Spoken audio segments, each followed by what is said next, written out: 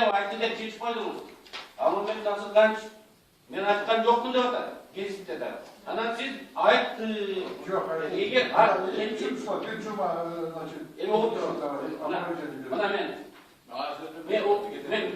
сиз, мен, башкалар Атамбаев жөнүндө, Оторбаев жөнүндө эмне деп сүйлөшкөнүңүздү мен айтсам, кол текшелип жерге чөгүп кетишиңиз.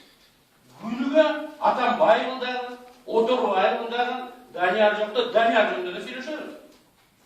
Анан кийин, эгер мен ушуну гезитке айтып жазып бере турган болсом, бул жазган кишинин күнөөсү да. Мен аны айтпайм сиз менен сүйлөшкөнүңүздү. Алмаз Сәрсенов менен сүйлөшкөндө силер жөнүндө болмосоңуз да мен эч жерде айтпайм.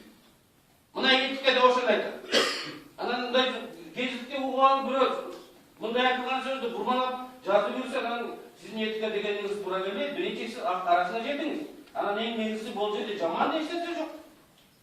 Эң кызыктар адам деп бүткүл Кыргызстан деңгээлде сөйлөсө, ушул прокурор болот деп атса.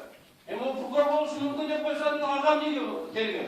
Ал эми сиз туура айттыңыз, Конституция боюнча генералдык прокуратура президент сунуш кылып кетирет, анын ордуна сунуш кылып коет.